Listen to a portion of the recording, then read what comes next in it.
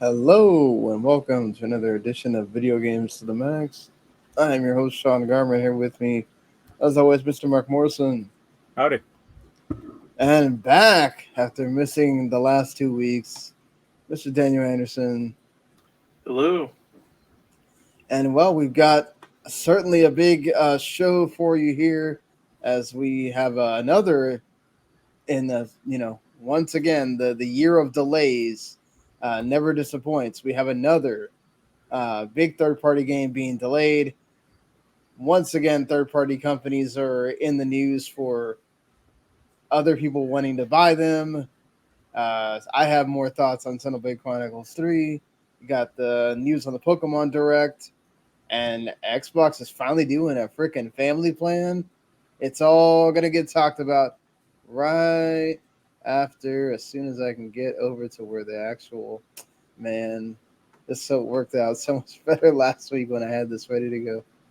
But yes, right after this.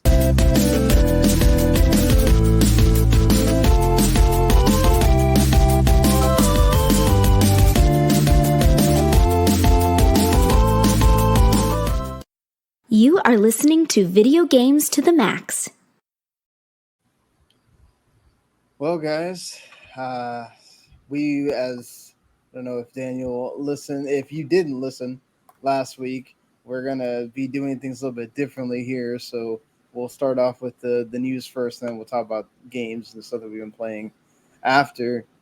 So we'll get to that in just a little bit. Just wanted to, of course, get the housekeeping out of the way. If you don't listen to us, you can always do that by subscribing on whatever podcast service that you prefer to use. We are on everything: Spotify, Apple, Google, iHeartRadio, whatever it is that you like to use there. You can go hit subscribe, Video Games to the Max, or you can subscribe to the whole network, and you get all the other stuff that is part of it. We have anime with Todd Takeki, and we have Radlich Broadcasting doing their entertainment stuff. Pretty much anything you can think of that involves a movie that's come out recently, they have probably got a review up there. So you should definitely go check that out, because we talk about the entertainment stuff. We don't really get to talk a lot about the movies and the shows more in depth. So if you want that, you can get that right here on the same channel, especially on YouTube. You just subscribe to WT Network on YouTube,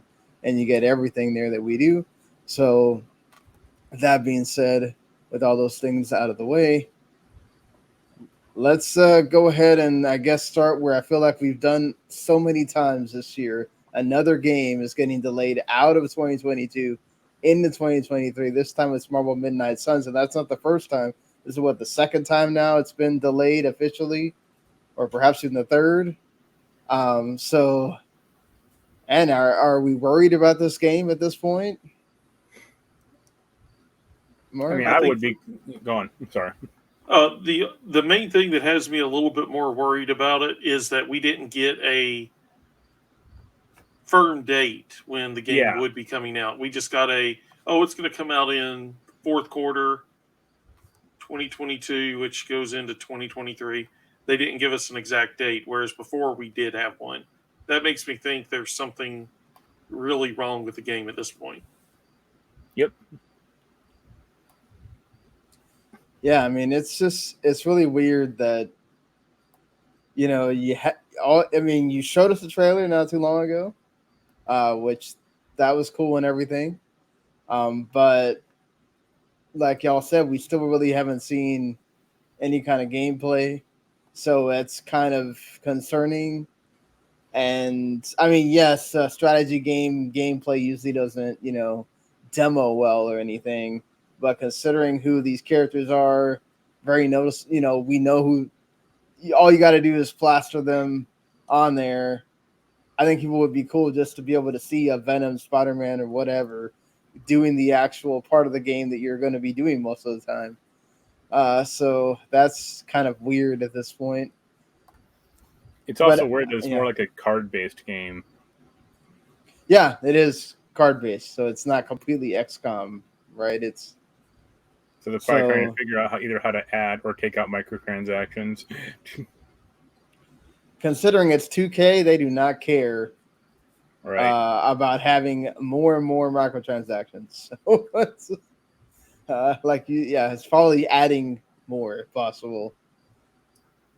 Yeah, I mean, are you guys like interested in, I guess, what we have heard about the game at all, or? I mean, I personally like the idea of it, and I enjoyed the trailer, but I mean, I'm not going to run out and pre-order it or anything like that at this point because there's no telling if it's going to be out anytime soon right now. But I mean, I'm going to give it a shot. I'm going to take a look at it. I think it has the potential to be really good. It's just we don't know. This is something completely different, which is exciting, but also worrisome. I mean, honestly, Yeah. their output over the past few years hasn't been great, so I'm a little more worried about it. I mean, yeah. Yeah, I mean, the whole stuff with free access really, it is kind of a big game for them. It's a big IP to be using, and then also to kind of be moving away from, like what you're saying, Mark. It's not totally what they're used to.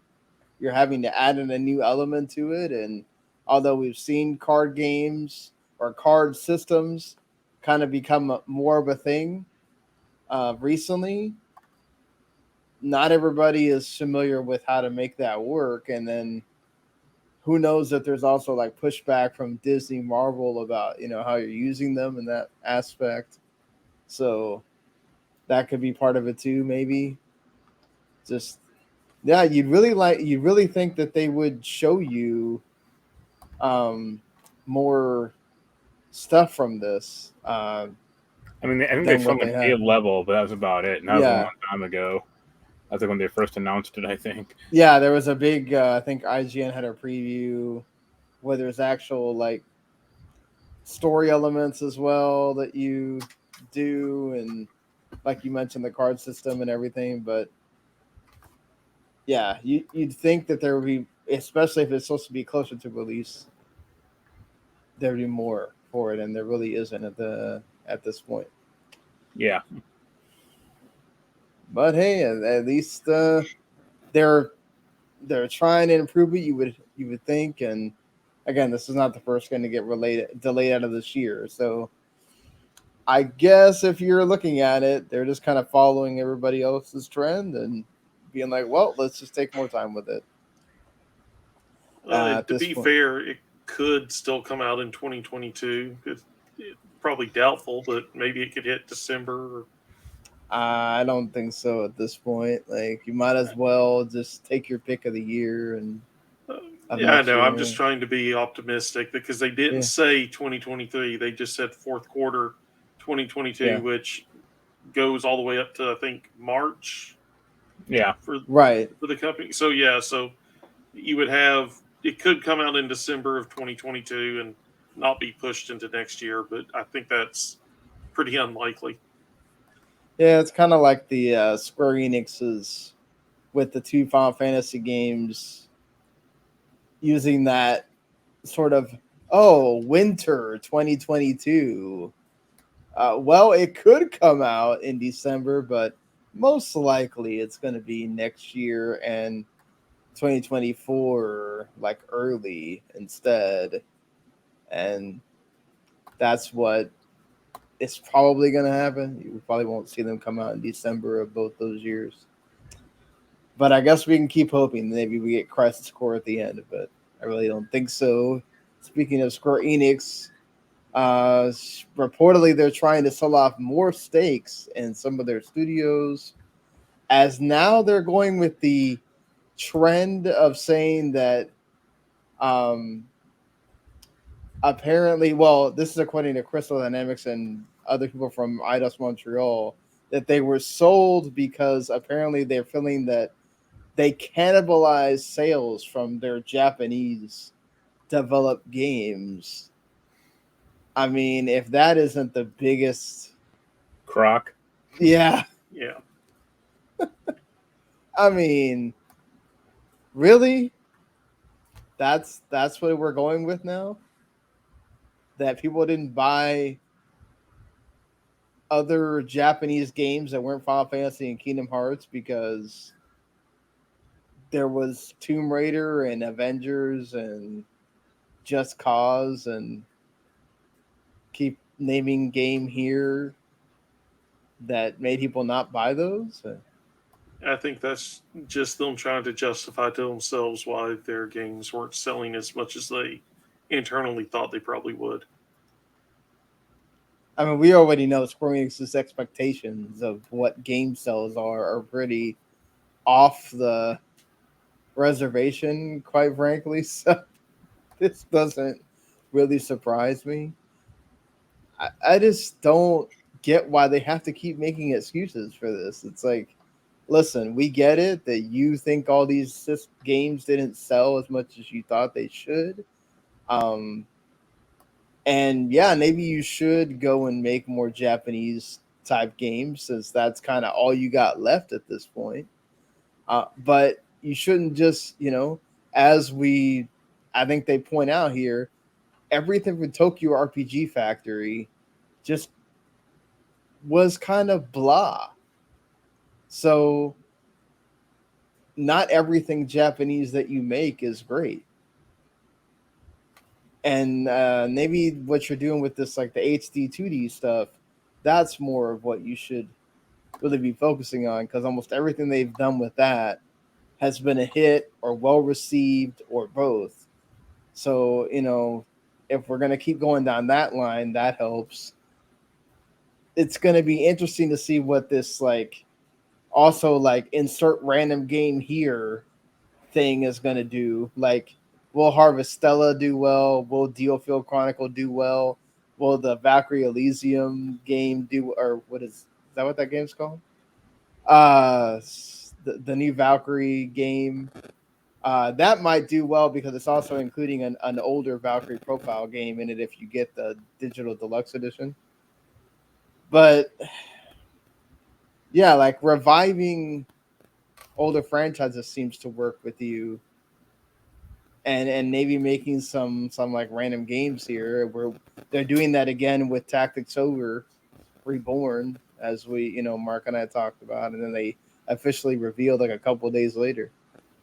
But like, where do you guys kind of stand on this? Like, obviously, this their intention here is weird to say that it's cannibalizing things, but is this really what they should do? Just sell off everything that isn't the big names and just focus on that? I mean, no, because if the big names fall or fail, then you're screwed. Yeah, and it only takes one to fail. Just look at Activision. Yeah, I mean, I look at this and part of me wonders if we just have a case of ego.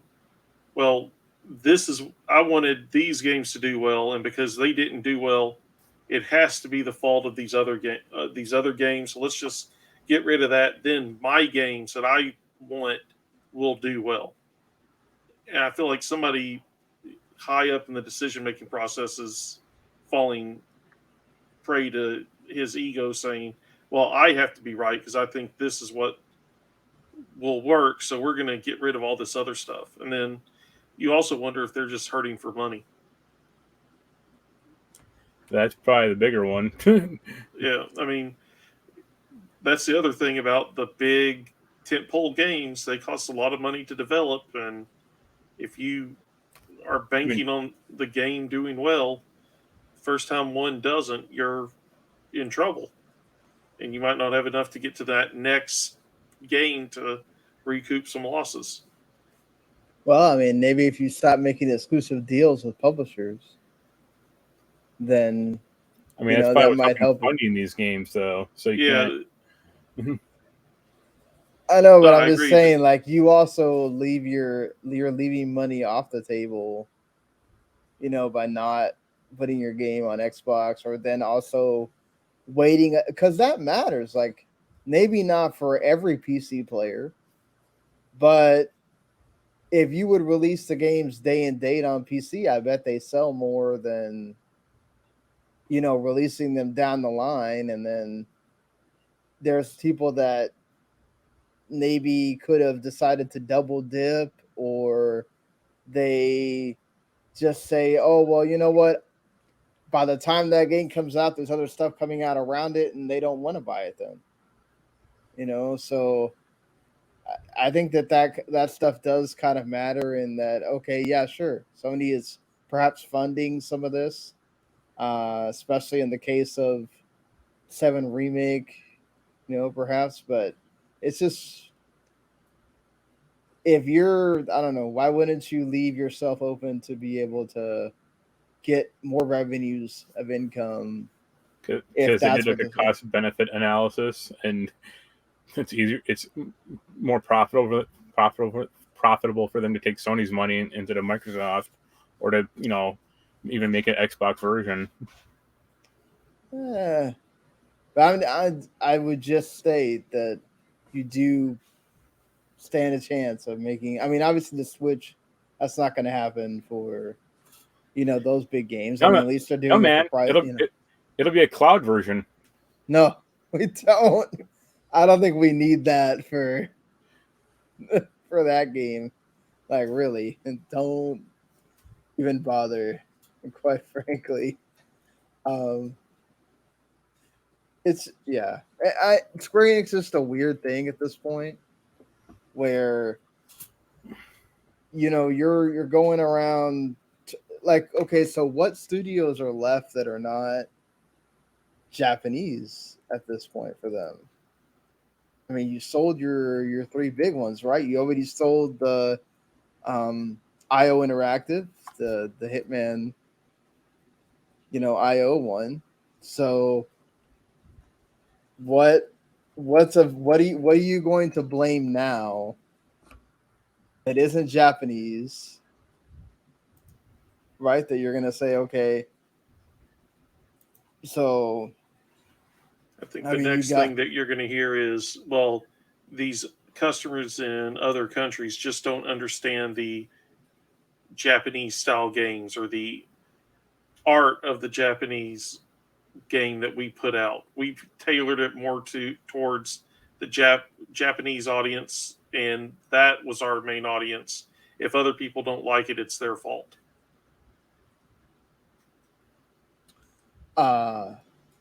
Yeah, that's a bunch of baloney too, because so many of their games now are selling just as much here in the West as they are in Japan or in other places. So, well, yeah, but that'll be their excuse. As if the first time one doesn't do well, that'll be the excuse. It won't be, oh no, we messed up. It'll be it's these other people's fault. It's not our fault.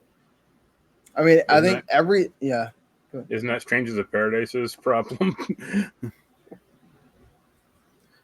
I mean, that's a lot of companies' problems, really, when you come down to it. But I mean, to be fair, they just released the expansion pack for that game, so it must be doing well enough. Maybe not where Square Enix's lofty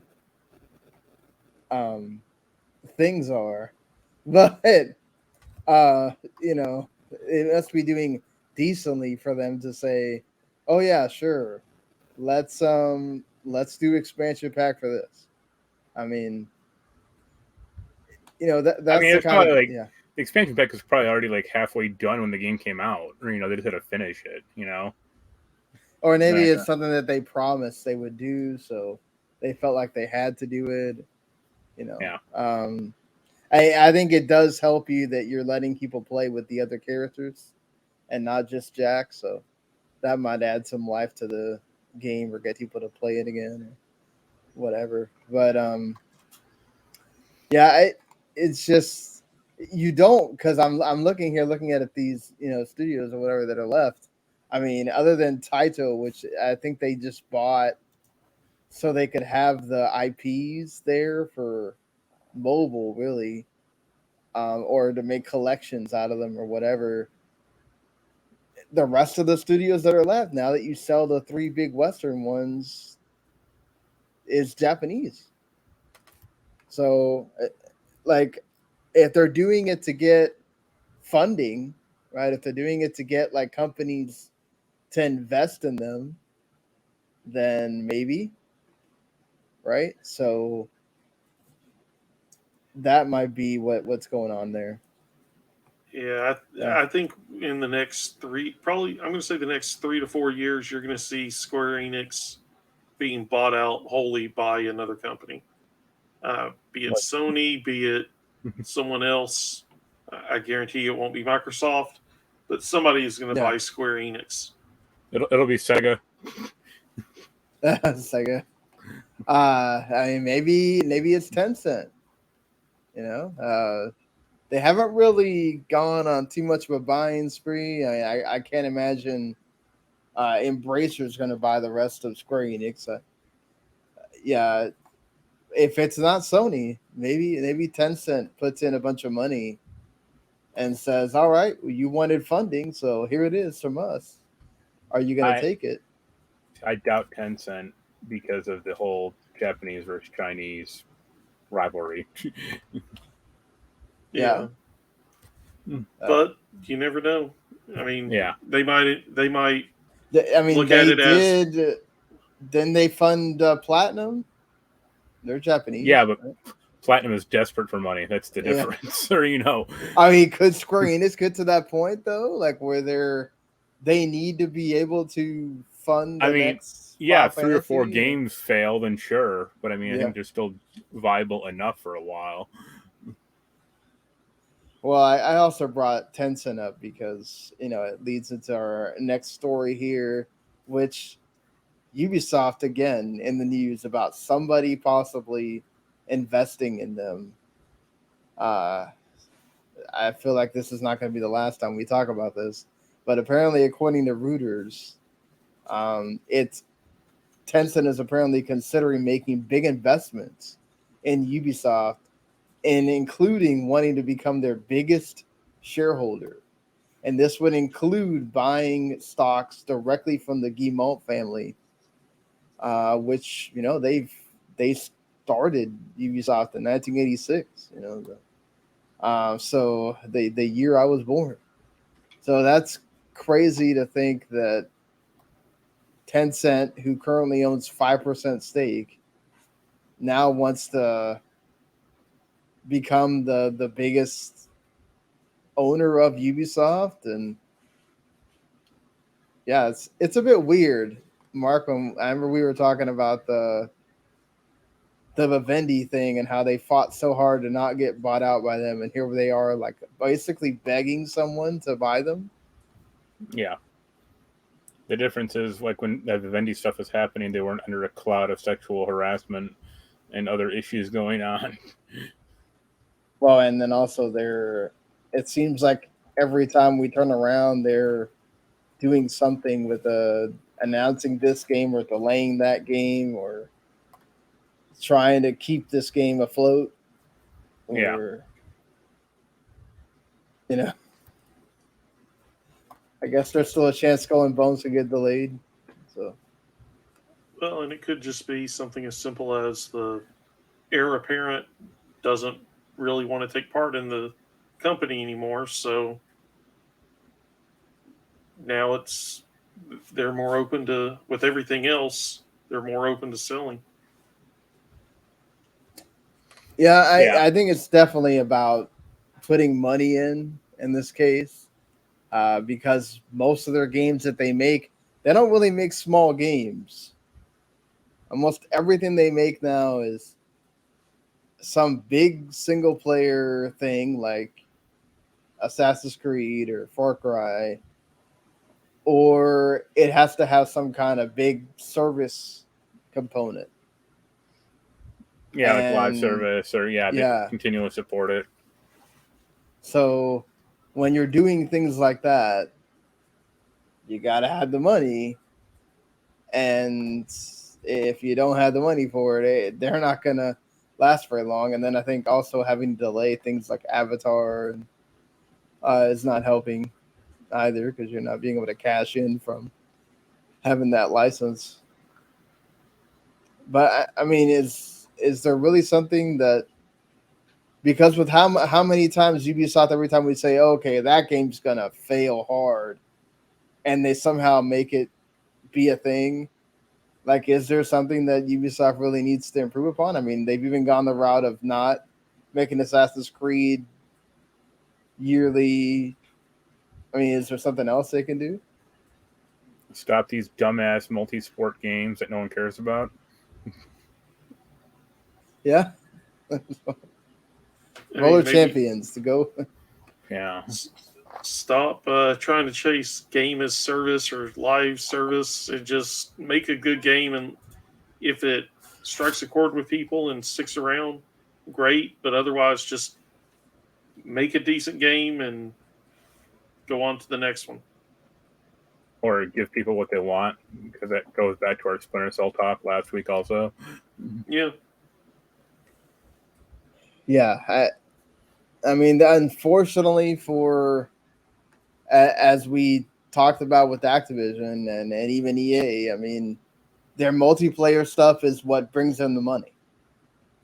So if you don't continually try to find the next big multiplayer thing that you're putting the money into, or that the money's coming out of to fund that next big single player thing, is it going to get to a point where you can't make the next or the first return of Splinter Cell or the next Assassin's Creed or whatever? I mean what new Splinter Cell? Like, well, aren't they supposed to have a Splinter Cell in development, but it's like super far away at this point? Like, they just started it. I think there was a VR version. Yeah, that just got canceled last week. Yeah. Okay, well, that was what it was. I swear that they had announced a proper Splinter Cell. They keep teasing fans, but no. Okay. I mean, the biggest thing is give Ghost Recon a break. Oh no, Ghost Recon definitely. Like, after you have already canceled this last attempt here, and then Breakpoint failed and everything else, like, enough with that. It's Ghost Recon. I mean, look, Wildlands was a success and all that stuff, but the rest of the stuff has kind of failed with that. So just let it go, do something else. Yeah. Definitely. I mean, they've they've gone even in the route of, like, let's do media stuff, right? Let's make movies to try to reinvigorate some of these franchises and whatnot, and that seems to not really be kind of going anywhere. So it's going to be really interesting to see where they are with this Star Wars thing, whenever the next thing on that comes, because that is something that they cannot be delaying constantly. I feel like they got to hit that, or have a hit with that at least. I mean, considering all the stuff with the delays and everything, are you worried about, like, what they have coming down the line, that it's going to suffer because we're seeing so many of these? Or is it more about this money issue that they're having, it seems like? I mean, it's not a money issue. It's more a quality issue for me. Yeah, and I mean, some of these games were really, I'm sure that they were really hit hard by COVID, shutting stuff down, and then you add talent leaving for whatever controversies that have been popping up, and the difficulty with COVID to bring new people in. I mean, some of these delays are still tied into everything shutting down a few years ago. I mean, it doesn't mean, and we've seen some good games come out, and we've seen some games that obviously probably should have been delayed a little bit longer due to trouble with development because of COVID. Right. I mean, I don't think the constant delays are necessarily bad or a sign of bad quality, but it is. I think that's the reason that they're they're looking more into getting this infusion of money so that they can afford to not have to axe a bunch of stuff and keep going how they've been going. Also, them keeping up the pretense, like, oh, the Beyond Good and Evil 2 thing, like, oh, we finally hired a writer. It's like, what? Like, that game's been in development, so you say, for the past 7 years. Well, I mean, they did lose their director like 2 years ago, so I mean, they had to do something to like make it known that they're still working on this game, right? So I guess they can keep hashing out the narrative, which is supposed to be a prequel to the first game. So I guess you have to kind of build the world, which it would make sense that you have the narrative lead. But yeah, it kind of says, speaks volumes about like you have a lot of these games in development, and then you don't hear about them, and then all of a sudden, oh, here we go. There's something about Beyond Good and Evil 2, and we haven't heard anything about it since that 2020 moment where they lose the director, and then even then, it was 2 years before that. So, I mean, just have the pretense and cancel all that crap, I mean, I guess Skull and Bones is far enough along that it has to come out, theoretically, but Beyond Good and Evil 2, just say no. So we have to end it. We can't like try to bring it. I mean, at least it's a single player thing and not another live service venture. Yeah. So, oh, please don't say that. Don't ruin who knows what it was, because nothing ever actually came out. It could have been some like battle royale game for all we know. Like, I mean, they did show gameplay for it at one point. What was it? Yeah, and like I think 2019 they showed gameplay. Oh, so only 3 years ago. I'm just saying they did at least show some. It's like, I mean, they also showed gameplay for that Wild game, and that never came out. I mean, well, Wild was totally Michel Ancel's thing. Like when he left, that was something that like immediately you're going, yeah, I don't know. This is probably not gonna go anywhere at this point. So yeah, it's like Jade going around on a ship, and then you see her actually like doing attacking moves with a sword and stuff like that. So they did have gameplay here, but I get you in this instance. Like all this stuff that has kind of been there and you're not doing anything with, like let it go. But I mean, I'm still here hoping and wishing that game does come out, I guess. But then I'm part of the problem, perhaps. So whatever. Maybe I shouldn't be excited at all about Beyond Good and Evil 2, and then they can just go ahead and kill it. It's all right. Maybe they're hoping that Tencent will infuse the money and they can just be like, all right, we'll just hire everybody we can now for Beyond Good and Evil 2. It's happening. That's the thing. They're waiting on that Tencent money to make all this, be a thing. But hey, you know what else is a thing? Somebody leaking something. It seems like that doesn't happen all the time. We got this with was it Last of Us Part 1 constantly has stuff leaking.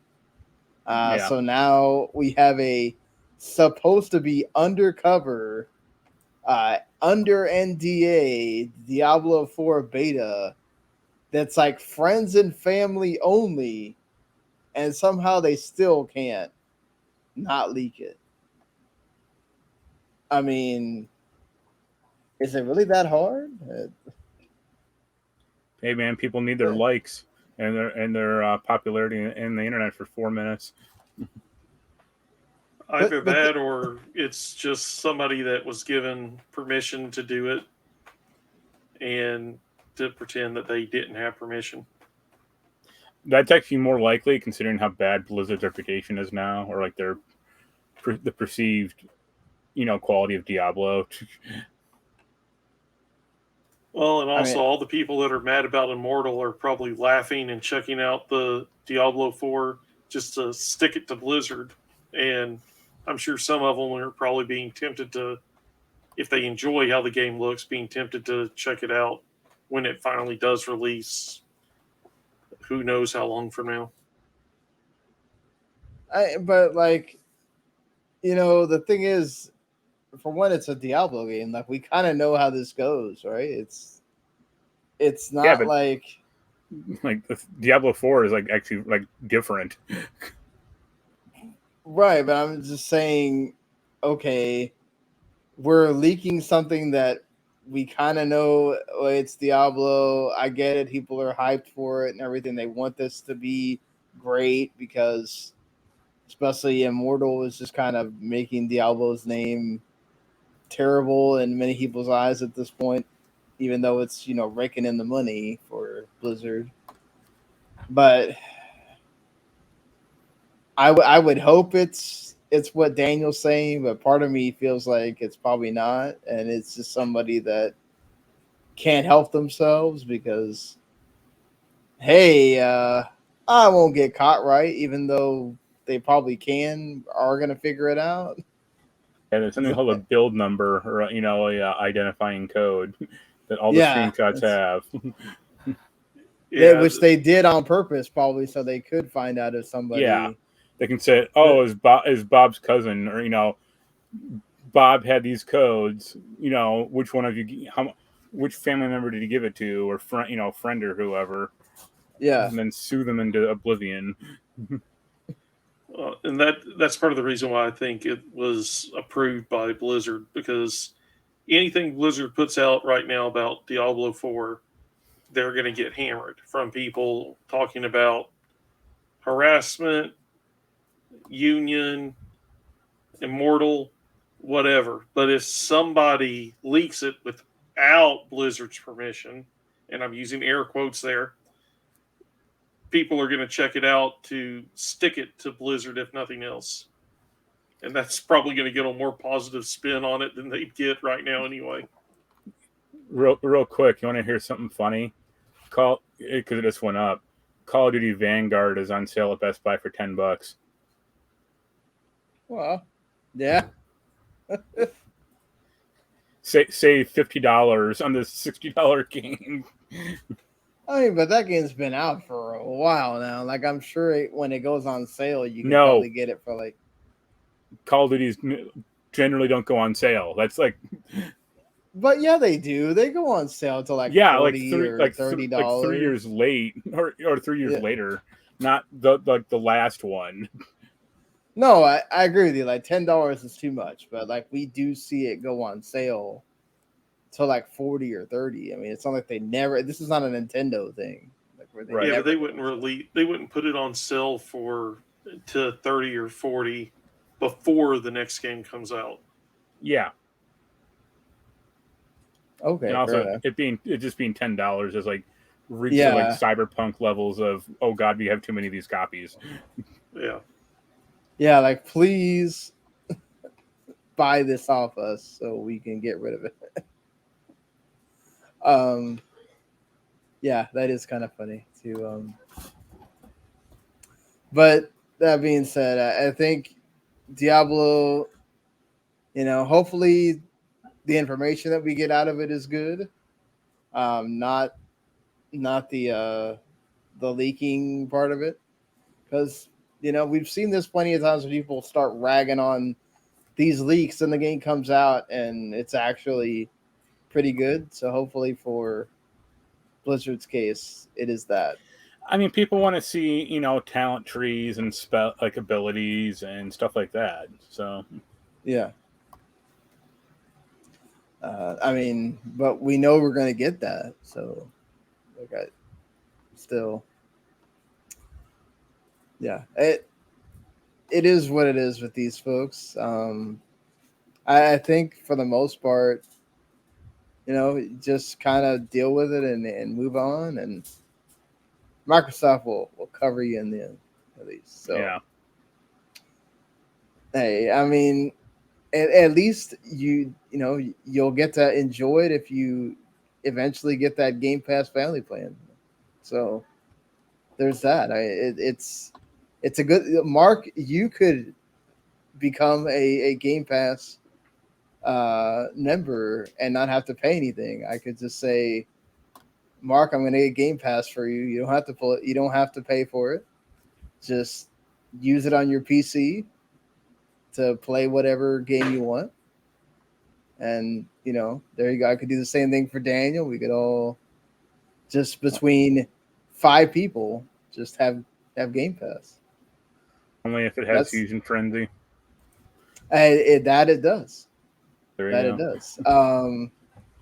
So this kind of it came out towards like right after we recorded last time that this is actually in the insider preview.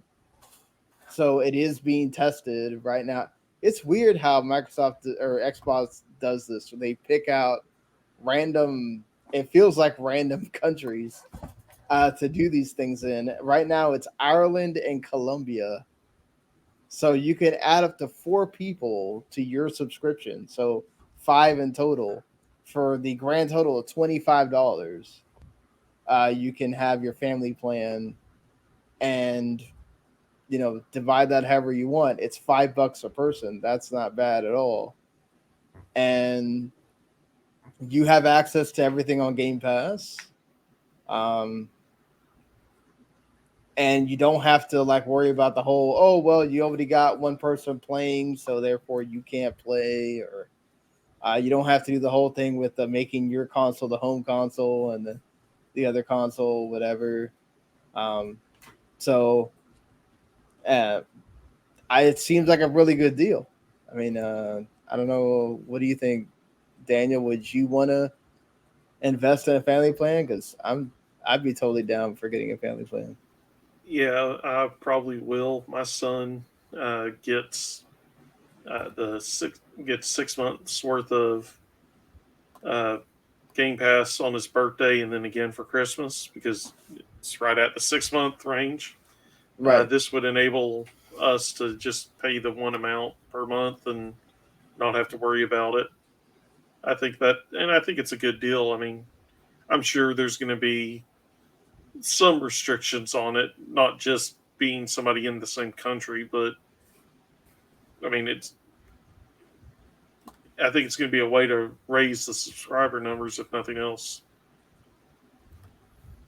Yeah, it'll be interesting how they do that. Are they going to count subscribers for every person that you add to that family plan? Or are they going to just add it as one subscriber? I think it'll be each one because they're limiting the number of people you can add. So, I mean, it would make sense that if you're designating these accounts as members of your family, that's 5 people that are using Game Pass as opposed to one person paying for and letting other people use it as long as they're not online or whatever else. Well, plus they can say like, Game Pass has grown by 4 times as much as last term or whatever. Yeah. I mean, it's similar to the whole PlayStation Plus now has like 47 million subscribers because they folded PS Now into it. Yeah. So, their whole service now has all these subscribers they didn't have before. So they can do the same thing. It's all about a numbers game, honestly, with these streaming things. So that doesn't really surprise me. I think overall, though, if it really does pan out to be what they say it's going to be, and it's going to be easy to just sign up and start using, I think this is great, especially once you get the dongle or the Game Pass app on more of the TVs, where you don't have to have the system at all. You just, hey, man, I want to play this thing that's on Game Pass. All right, cool. I can do that now, and I can just download the app onto my TV, or I can go buy this dongle, and then bam, it's there. It worked for Stadia. Stadia is a whole different deal. You know why Stadia failed. I mean, it's not having, basically being Steam for cloud gaming is not a good idea. When you're not offering these games as part of a service, it's not great, honestly. But I think it does help that you are going to also be able to. It's going to be interesting how they do this with the family plan. If this would even factor in at all, it's going to be interesting how they would do the remote play with the family plan. That's also a feature of having the Xbox Game Pass and all that as well. So now you're going to. This is a feature they've already talked about adding, but it perhaps is going to get revealed at Gamescom. The being able to play your own games through the cloud. So if you don't want to download your game to your system, or say you're somewhere where you don't have access to your system and you still want to play, their use case is Elden Ring or GTA 5, things that are not on Game Pass at the moment, and you own them, you can just decide to play them through the cloud. And I think that's great. Making it easier and easier for you to be able to play your games, I think, is a great thing that Microsoft is doing. And for me, that I live. Let's say where I'm at. Most of the time, I'm 10 minutes away from where my Xbox is. A lot of times, the Xbox, for some reason or another, it's on that standby state, but it will decide that it doesn't want to connect. So then I have to have somebody in the apartment turn the Xbox on in order for me to then remote play with it. So if I don't need to have access to the console and I can just play the games through the cloud, I don't even have to mess with the console at all. So this is, I think, even it makes it so much easier for me to have access to the games I already own, that are not in Game Pass that I can play when I'm not in my house. So this is I think it's great. Keep making things more and more user friendly, Microsoft. It only helps your service even more. I don't know if you ever run into this use case, Daniel, but for me, I think this is great. Yeah, I haven't run into it, but it is something that I would probably end up using, like when I have to go to my in-laws' house, for example. I tend to kind of sit off to the side until everybody gets there or everything starts happening. That's something I could sit there and play a game instead of just sitting there and sitting in a room by myself because everybody's doing something and I was just told to come along with my wife. So I mean, Right? It'll make it easier to play. I would say play it at work, but I don't really have time to do that anymore like I did a few years ago. Fair enough. Mark, I mean, do you see this as being a good thing that you can access I mean, obviously cloud streaming varies for people depending on your internet and all that, but no, you don't need to have access to all your games at all times. So you're paying for this service. We shouldn't have things that are quality. Like, have you considered this like unplugging? Like, it's hilarious to me that I'm the one saying this to you, but I mean, well, okay, these are we're not like trying to like not be in the festivity that we're in. I'm just saying, okay, I want to unwind for an hour while I'm waiting for. We only have one bathroom, so let's say somebody's taking a shower.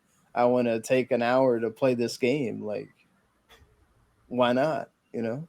Just pick up a book. Okay, Mr. Pick up a book.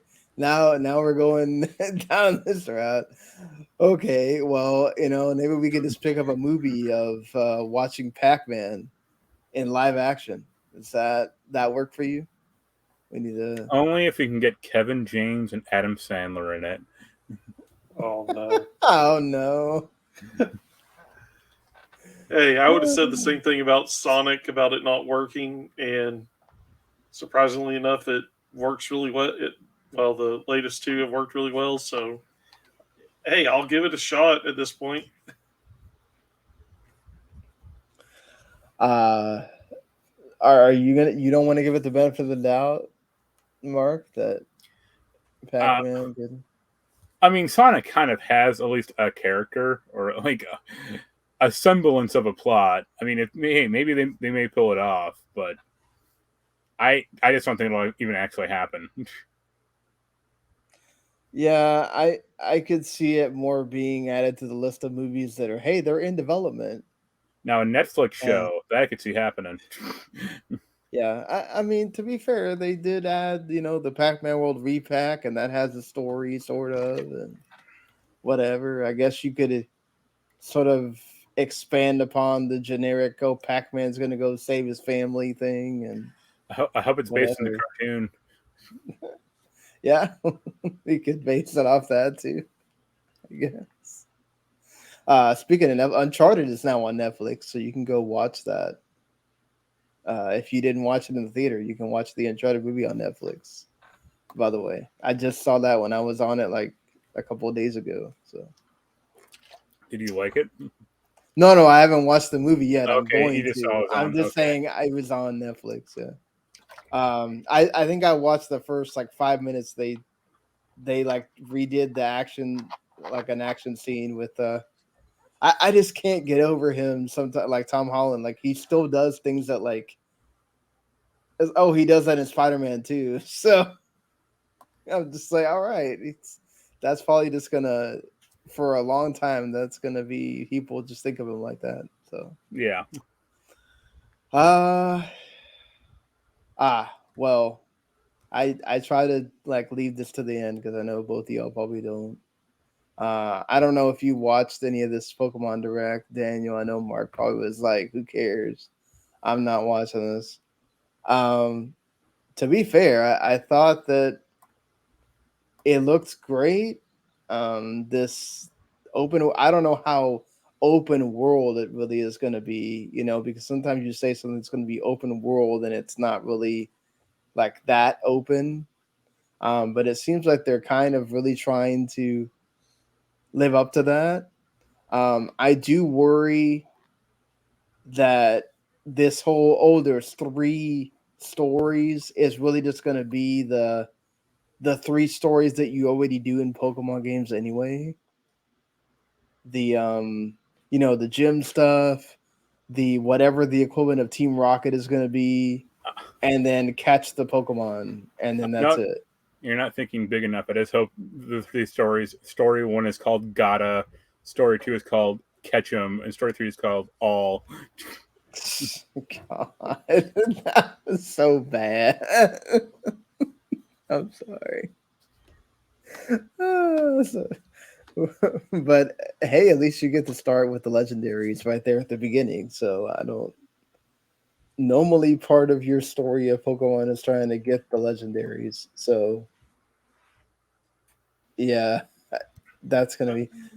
Yeah, I just take it at least they're trying something new instead of just putting the same game out over and over, even if it doesn't necessarily connect. At least they're trying something. Oh no, I'm definitely pumped with the fact that it is gonna feel like an open world, Pokemon. Like I wanted that to. That's what I wanted from Legends Arceus was, okay, when are we gonna get the actual Pokemon game that has the stuff with the gyms and everything else, and it be like Legends Arceus where you could walk around and literally catch the Pokemon and all that stuff. So that's gonna be fun. I really just I hope that there's some creativity to those other stories, and it's not just we just parsed out the usual Pokemon journey that you do into 3 sections. Being able to do the gyms in any order sounds really interesting. We'll see if it actually pans out that way, I guess. I wonder if there's eventually going to be like a certain way that you're supposed to go through them. But right now they're promising a lot. So I like the premise. I like everything that they're doing with it. I'm kind of hyped for it now. Whereas before they kind of showed this, I was like, okay, another Pokemon game. and we'll see because, with what Legends of Arceus did, Sword and Shield kind of left me with like, all right, that was a Pokemon game. I don't really remember much of what I just did in this 40 hours or whatever that I play in it, but I beat the Pokemon game, so cool, whatever. Whereas the Legend of Arceus, I kind of was excited to keep playing it until I got to a point where I was just like, all right, I'm gonna move on to something else, and I'm not the biggest like gotta catch them all person. So eventually it did get to the point for me where it's like, okay, these tasks that they're having you do are kind of menial. The story is fine, but it's still like the whole point of, oh, gotta catch this Pokemon 5 times or catch variants of it or whatever, and it's not as fun as it could be. So it's cool that we're finally going to have like the full Pokemon experience in that way with the trainers, with the gyms, with everything. So yeah, I'm excited for that for sure. Hopefully it does live up to it. At least is what I'm hoping. And again, I'm fully aware that there is a Splatoon Direct that is going to be happening. Already will have happened by the time I post this episode. So for those of you that are excited about Splatoon 3, there you go. It's going to be there for you to watch and get hyped about for when this game comes out. What, in about a month now? You'll get Splatoon 3. So, Mark, you're not going to go play some Splatoon?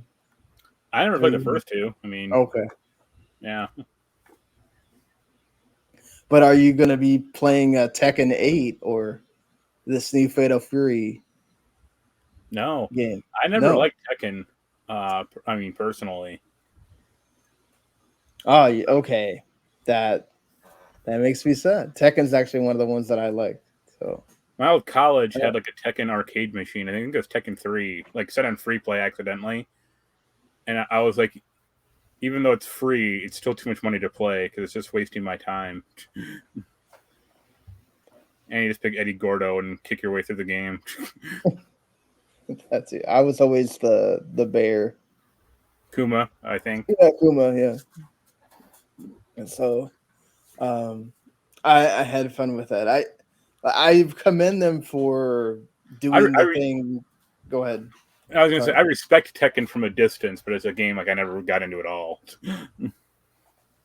The story is actually pretty decent. Nonsense. Funny. Yeah, it's like the Mortal Kombat route of like, just let's be nonsense, and we know we're a fighting game.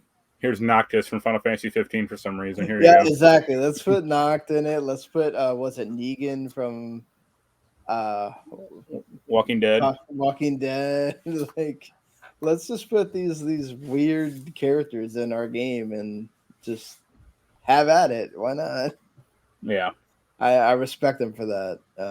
At least. Daniel, do you have any reverence for Tekken or Fatal No, Fury? I never really got into it. Never really played it that much, and I mean, again, I can respect it. I don't have any bad feelings about it. I just never got a chance to play it. Fair enough. I mean, this is the first Fatal Fury game in 23 years. What is your?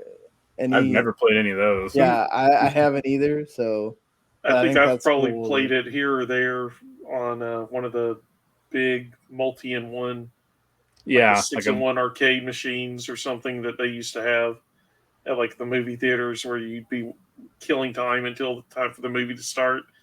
I mean, I don't have any attachment to it. If it's good, I'll probably take a look at it, but I don't know. I'm not a huge fighting game fan, so it's not exactly the type of game that I'm eager to play. Well, Mark, you were talking to me about multiverses last week.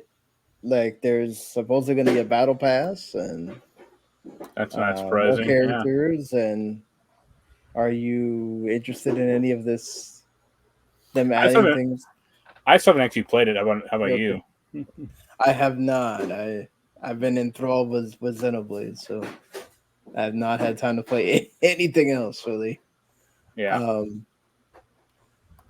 Well, it's doing well. Like it's yeah. compared to the other Smash Brothers clones, like the Nickelodeon thing or the other one.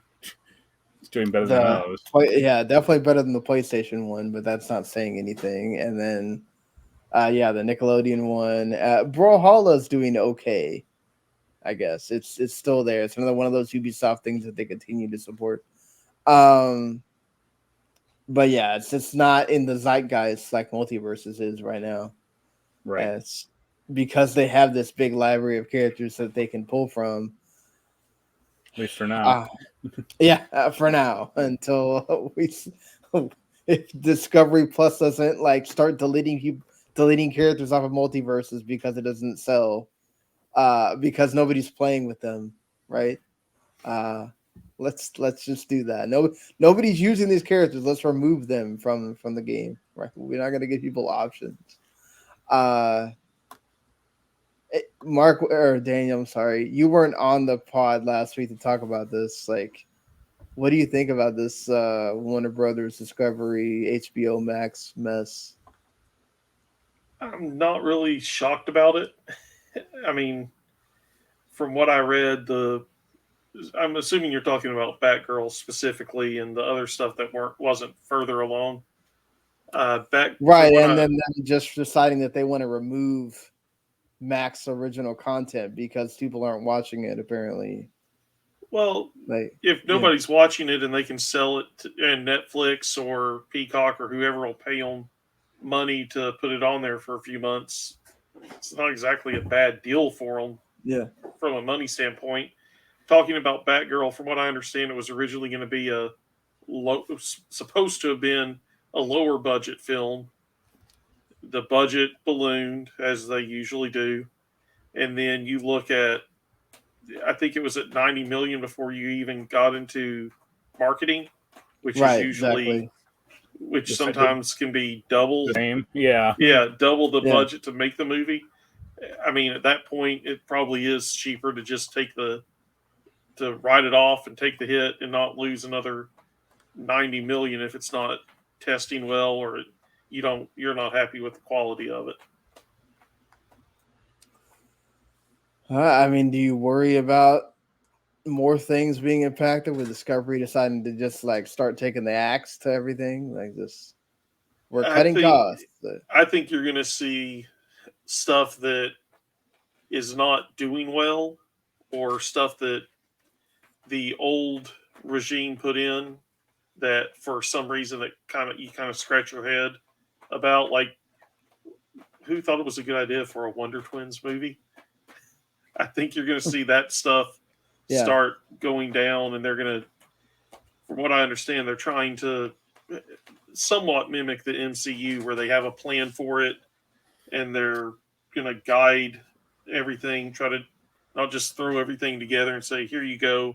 Now we're going to have the big team up movie, and then we'll go to the individual movies again. Too bad it's like a decade too late. Well, yeah, but with if you're talking Superman, Batman, Wonder Woman, I think those movies are still going to draw an audience, even if it's too late. And as long as the story is good, people are going to want to see what happens next. I don't think the movies in this latest phase of Marvel have been that there's not one movie you can point to that said this one was great. It wasn't bad, except for maybe Spider-Man, but you get a lot of it wasn't bad, it wasn't terrible, but there's nothing that excites you going on. And I think they've waited too long to introduce Kang in this phase to really, as the villain, to really get people hyped about it. And also, like Eternals, you have this big world-changing event where an Eternal was trying to, or Celestial was trying to claw its way out of the planet. There new mountain ranges for the hand of the being, and it's never referenced in any other movie. Yeah, and then they're making an Eternals too, so yeah, which is probably going to be off in space away from Earth, because that's how that's where it looked like it was going when the movie ended. I feel like this last phase of Marvel has been kind of more scattershot than usual. Right. And I mean, and then you also have to add the shows in there too, which that's a whole other thing. Yeah. Well, so for the most part, the shows were fine. They weren't great, but they weren't terrible. But right. I mean, Loki set up Kang, but you're not going to see him again until Ant-Man and Wasp: Quantumania. WandaVision set up Doctor Strange pretty much, which you finally got that payoff, and now you're left wondering: is Scarlet Witch dead? Is she not? What's going on with that? You haven't really gotten a. I mean, I guess they were trying to set up a Thunderbolts movie. Yeah, Thunderbolts which they confirmed. Yeah, but it's. I mean, they've been setting up more stuff and not sticking with one thing, and it feels kind of scattershot again. I think. I just think back to phase 1 where it was, hey, we're introducing these characters, they're doing something, we're going to throw a single thread in to link it together. And then in phase 2 and 3, we'll start bringing everybody together and having a bigger threat. I feel like right now they put in a bunch of little threats and we haven't seen anything really big that would justify all these heroes teaming up or even bringing back some of the ones that we haven't seen since Endgame. Yeah, I mean, I think this is what happens when you have something get so big, right? Like when it explodes in the way that the Marvel Cinematic Universe kind of has exploded, where it makes so much money that they feel like, well, we can't just keep rehashing the Avengers. We can't just keep doing that cycle over and over.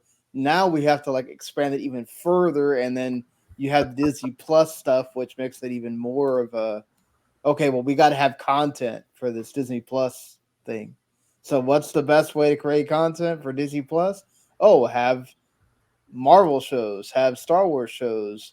Not all of them are going to be great. Not all of them are going to be things people really love the crap out of.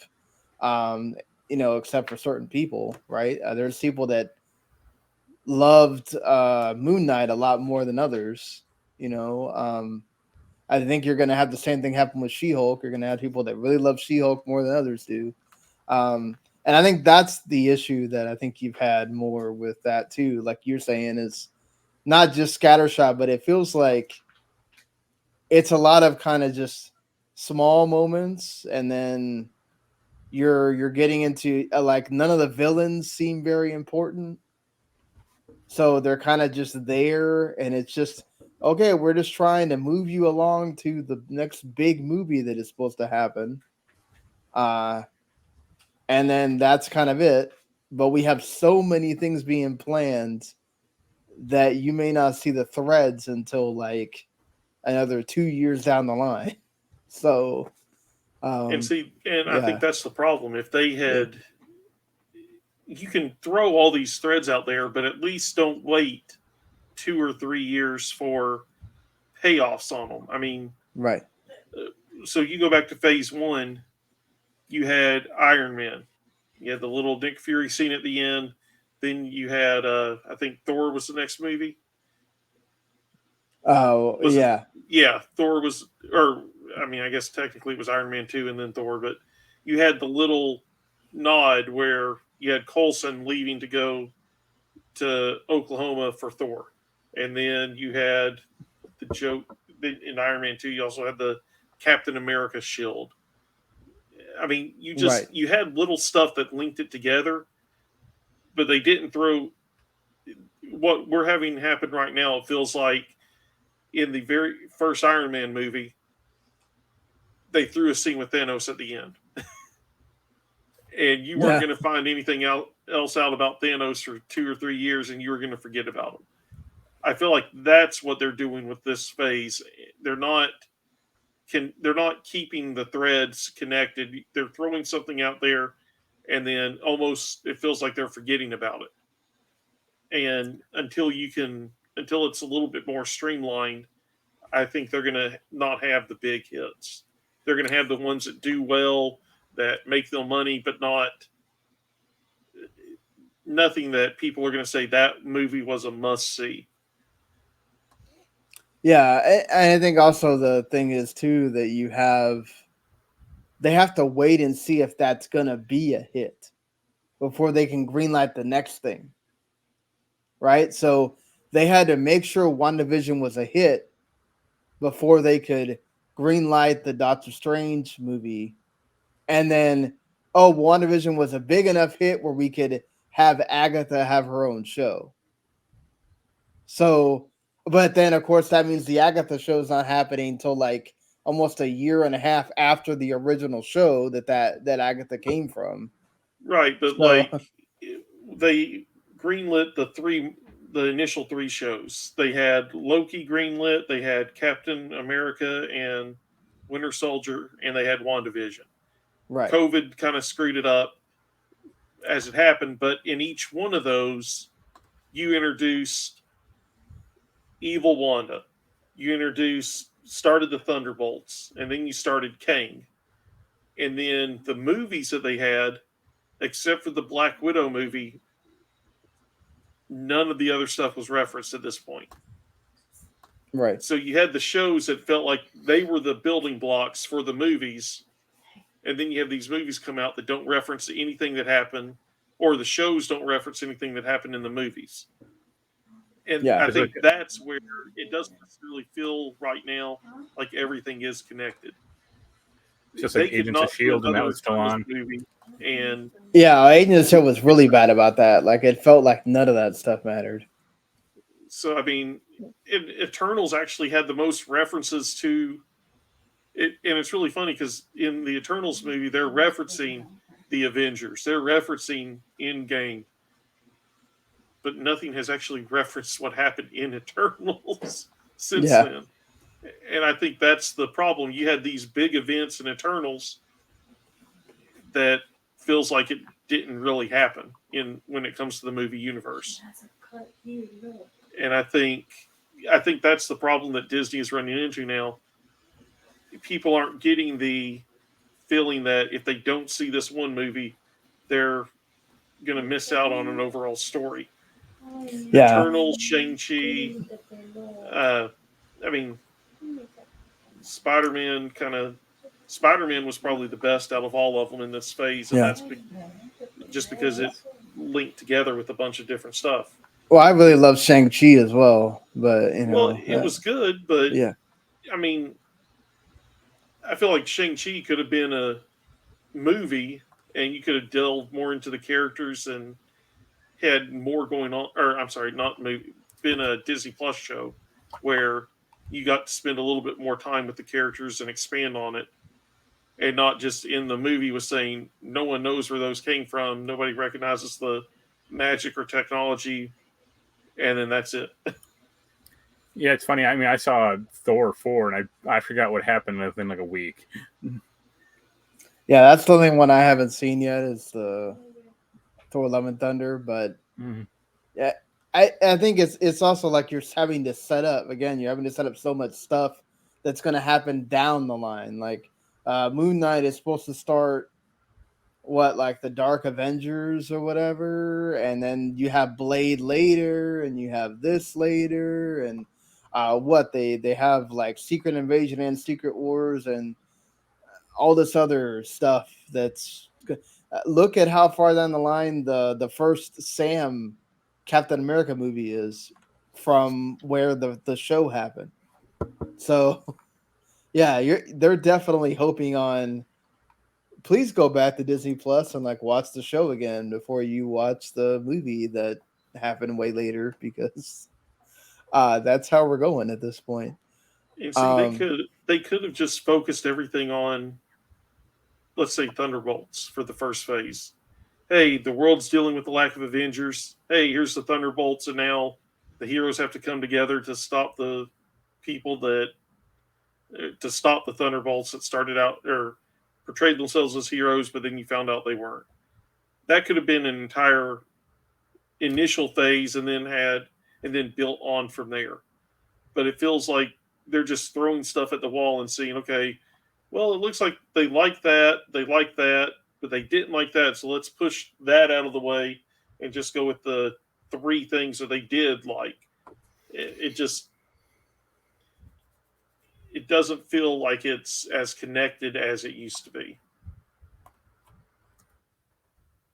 There's something to be said for that, for sure. They're just having to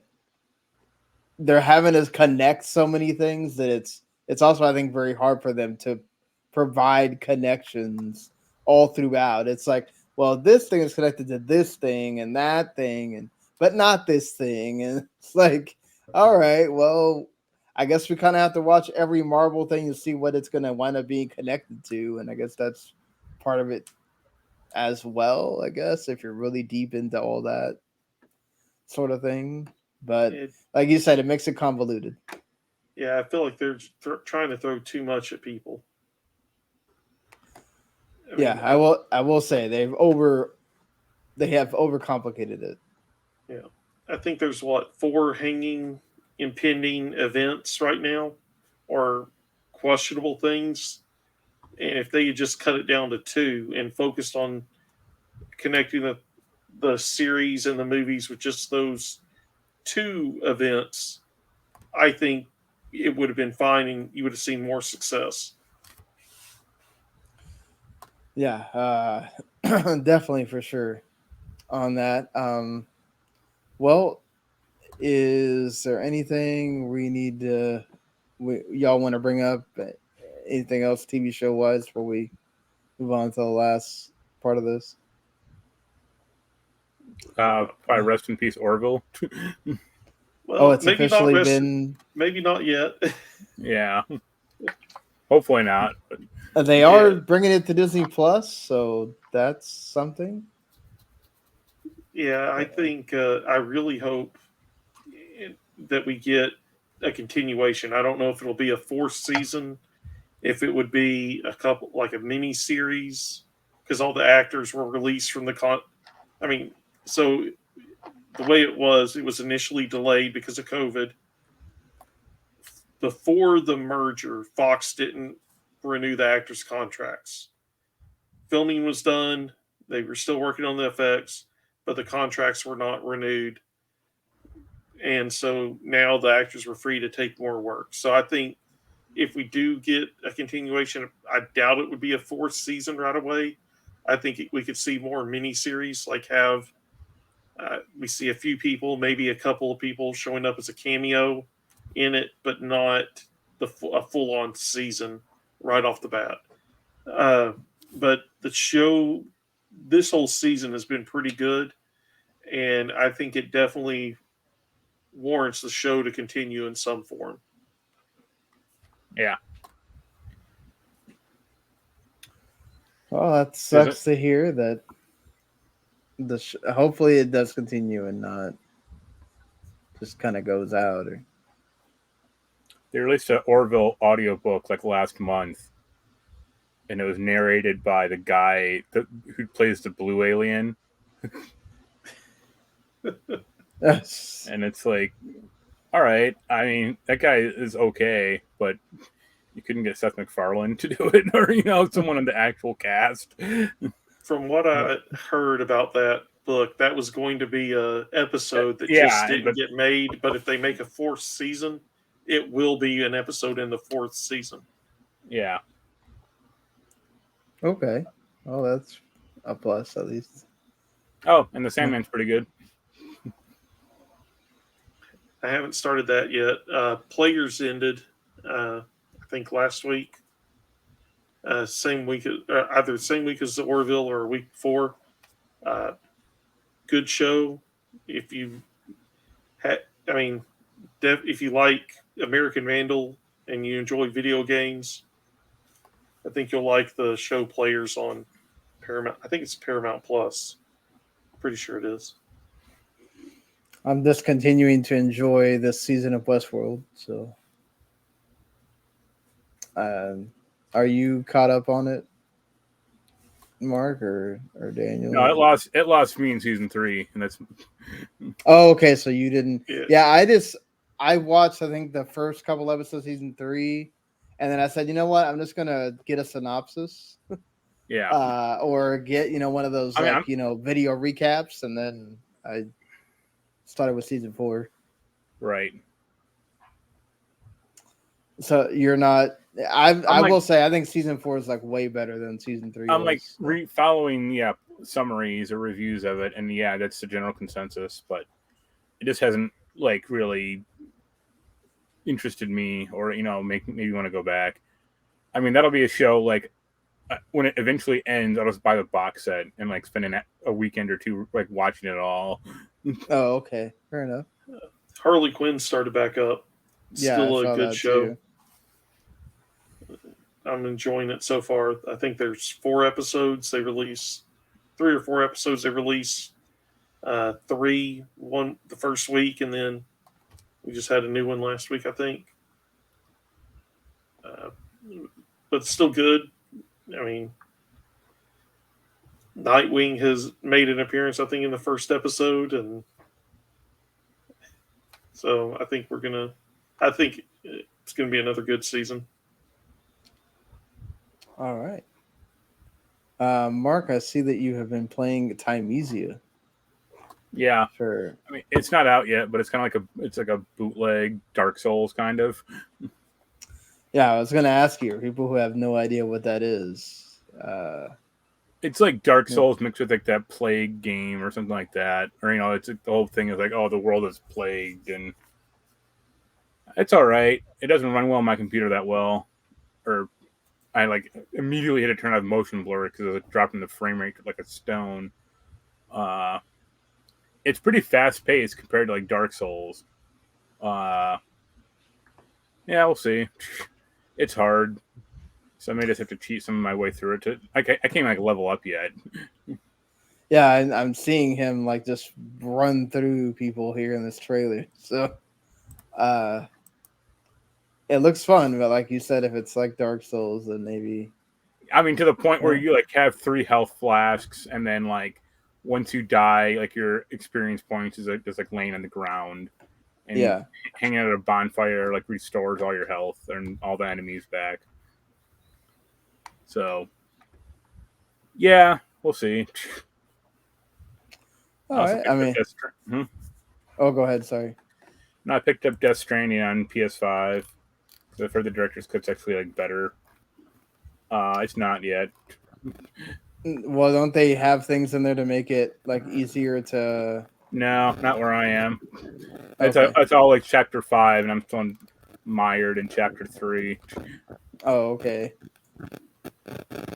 Yeah. Somebody's having I don't know if that's their mic or whatever that is. But yeah, no, I have just been continually going further into Xenoblade Chronicles 3 here. I'm about 40 hours in now. I've just hit chapter 4, which chapter 3 is when I think I was in like towards the tail end of chapter 2 last week. I'm not sure. Chapter 3 is when the game opens up, and so it lets you go on what they call the hero quests. And that allows you to unlock like those things that are supposed to be the 7th characters. It also allows you to unlock the other jobs that are in the game. I've just been, those hero quest stories are really good and done extremely well. So it makes me want to go through and actually like get each one of the heroes and to get its experience, their stories and everything else. So they did a great job with those. It makes them not feel like just side quests. Of course, the battle system is continues to expand upon itself. So it's amazing that like I'm in 40 hours in and they still have been able to really well piecemeal this this battle system to you.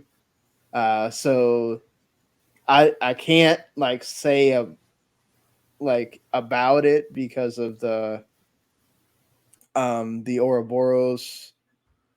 It has something to do with that, so I don't want to say like what what happens, but it's cool that continues to expand as well. Like just the chain attacks get bigger. Like they just found a way to just make this all work and do great. I think it really is going to be like I'm going to be fighting for this to be like game of the year. I think so far it's just the best well told story of the Xenoblades, and everything is just working for it. You'll be losing, so that's fine. Yeah, that's fine. That's fine. I know that. I know that I probably will, but I'm going to be fighting for it to be very high on the list, at least because it deserves those plaudits for sure. And I definitely think that, Mark, I know you probably didn't care about the other two Xenoblade games, but this one I would really recommend.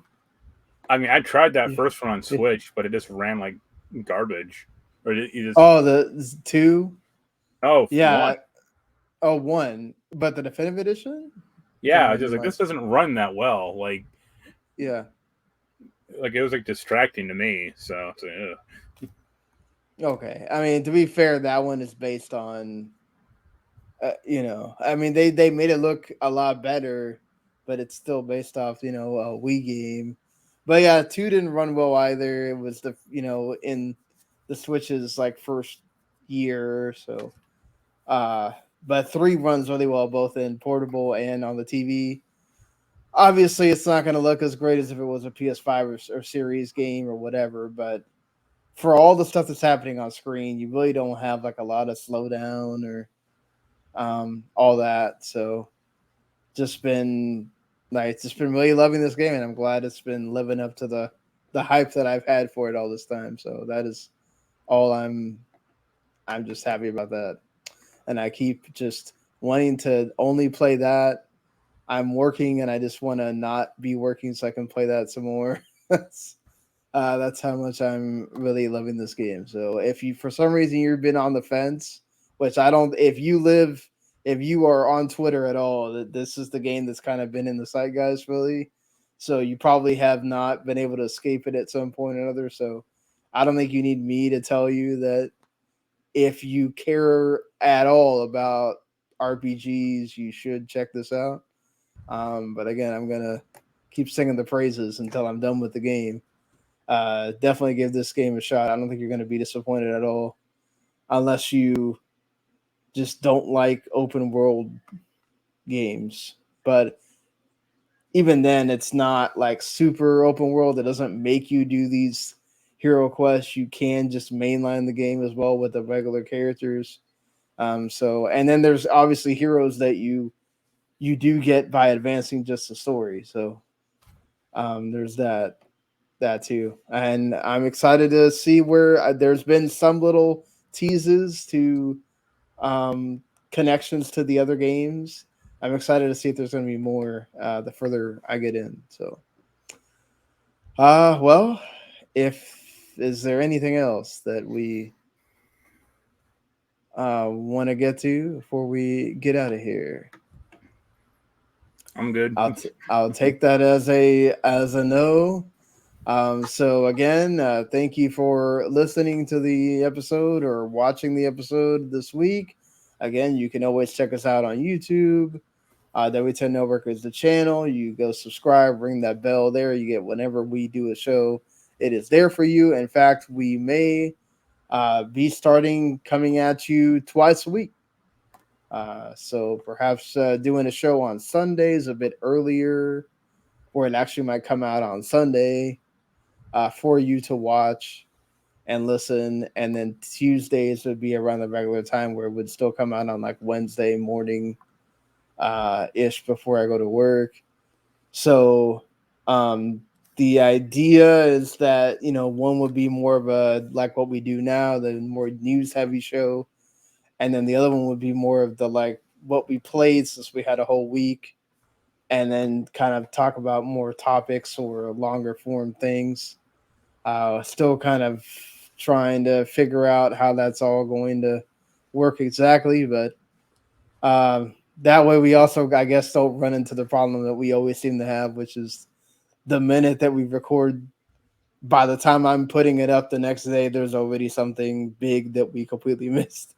So, that being said, we'll see how this goes. Hopefully, it will work out, and you guys can let us know if you like the idea.